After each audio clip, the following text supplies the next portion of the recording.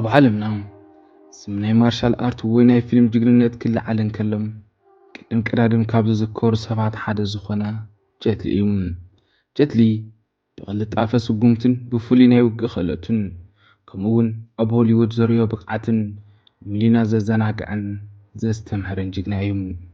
ግን ድማ ሓደ ነገር ኣሎ። ካብቲ ኣብ ስክሪን እተዓባይ ዓለም እንሪኦ ድምቀት ወፃኢ ጀት ሊ ህይወትን ምድሓን ምስ ሞት ተጋጢሙ ከም ዝነበረ እሞ ከዓ ዓፅሙ ክሳብ ዝስበር ዘሕለፎ ናይ መከራን ስቃይን ህይወት ትፈልጡ ዶ? እምበኣርከስ ክቡራት ተኸታተልቲ መደብና ሎሚ ብዛዕባ እቲ ንብዙሓት ዘይፍለጥ ሓቀኛ ጉዕዞ ህይወት ታሪክ ጀት ሊን እቲ ዘግርም ምስጢራትን ኣብዚ ሕዚ እዋን ዘለዎ ኩነታትን ብዝርዝር ክንርኢ ኢና። ድሕነና ሳብስክራይብ ንምድለዋትና ላይክ ምግባር ምሳና ጽንሑ።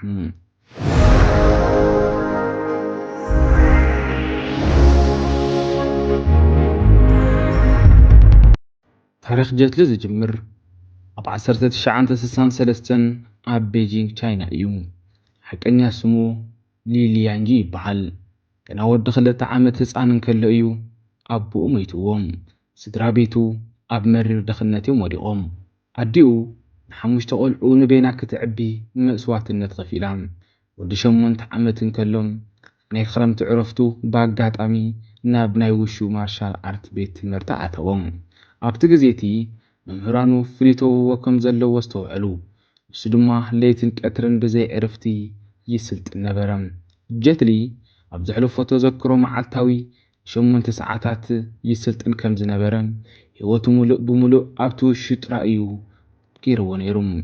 በዚ እውን እቲ ፃዕሩ ከንቱ ኣይተረፈን።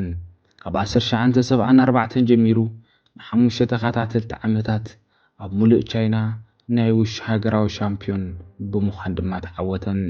ምስቲ ዘርእዮ ዝነበረ ናይ መብረቕ ዝቐልጠፈን ምንቅስቓስ የተኣሳስሮ ድማ በዚ እውን ጀት ከም ነፋሪት ቁልጡፍ ዝብል ቅፅል ስም ሃብዎ። ፕረዚደንት ኣሜሪካ ዝነበረ ሪቻርድ ኒክሰን ከይተረፈም ክእለቱ ሪኡ ናይ ብሕተይ ዘብዐኛ ወይ ድማ ቦዲጋርድ ክትኸውን ትደሊ ዶ ኢሉ ሓቲትዎ ነይሩ እዩ።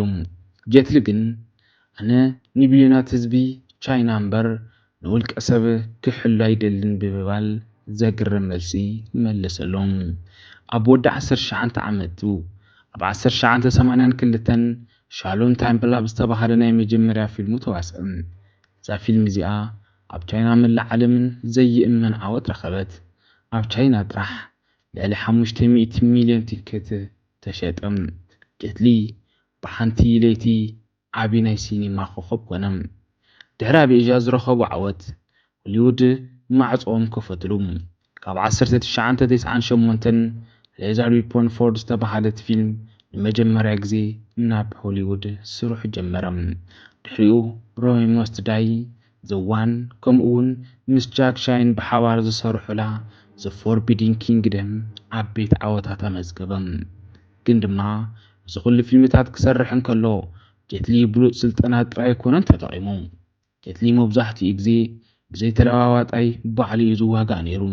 እዚ ድማ ንኣካላቱ ከቢድ ጉድኣት ኣስዓበሉ። ብፍላይ ድማ ዓንቃር ጃርብኡን ብፍላይ ድማ ተጎድአ፣ መላገብቱን ተሰባበሩ፣ መውቃዕቱ ድማ እናኸበደ መፀ። ሓኻይም ፊልም ምስራሕ እንተዘይደው ኣቢልካዮ ህይወትካ ኣብ ናይ ስንኩላን ዓረብያ ክትሕልፎ ኢኻ ብምባል እውን ከቢድ መጠንቀቕታ ሃብዎ። ኣብ 2004 ጀት ሊ ምስ ስድራ ቤቱ ኣብ ማልዲቭስ ዑደት እናገበረ እንከሎ እቲ ዘስካሕክሕ ናይ ህንዲ ውቅያኖስ ሱናሚ ተደሓኸ። እቲ ማይ ናብ ሆቴል ብሓይሊ ክኣትው እንከሎ ጀት ሊ ንጓሉ ሒዙ ህይወቱ ንምድሓን ምስቲ ማይ ተቃለሰ። ማይ ክሳብ ክሳዱ ምስ በፅሖ ንሞት ካብ ዓይኑ ርእይዋ ነበረ። እዚ ፍጻሜ እዚ ንህይወቱ ሙሉእ ብሙሉእ ቀየሮ። ካብ ሞት ምስ ተረፍኩ ዝተረፉ ህይወተይ ንሰባት ክሕግዝ ቃል ኣተውኩ ይብል ጀት ሊ። ኣብቲ እዋን ጀሚሩ ድማ ዋን ፋውንዴሽን ዝተባህለ ናይ ገበርቲ ሰናይ ትካል ብምስራት ንፅጉማት ግዳያት ተፈጥሮን ክሕግዝ ተበገሰ። ኣብ 2010 ጀት ሊ ሃይፖተራይዝድ ናይ ታይፎይድ እጢ ሕማም ከም ዘለዎ ድማ ተናገረ። እዚ ሕማም እዚ ናይ ልቢ ውቅዒትን ክብደት ምቕናስን ከቢድ ድኻምን ዘምፅእ ሕማም እዩ። ብዙሓት ዓመታት ካብ ስክሪን ክርሕቕ ድማ ተገደደ። ሰባት ስእልታቱ ምስ ረኣዩ ጀት ለኣሪጉ ክንቀሳቐስ ኣይከኣልን ኢሎም ተሻቐሉ። ታሪኹ ዘበቅዐ ድማ መሰሎም። ግን ጀትሊ ተስፋ ኣይቆረፀን። ብናይ እምነቱን ምስትንታንን ሞቲቬሽናል ወይ ድማ ከምኡ እውን ብሕክምናዊ ሓገዝን እቲ ሕማም ክቃለሶ ፀኒሐ። ሎሚ ጀትሊ ካብ ፊልሚ ንላዕሊ ኣብ ናይ ውሽጢ ሰላም መንፈሳውነትን ሰብኣዊ ሓገዛትን ዘተኮረ ሂወት ይመርሕ ኣሎም።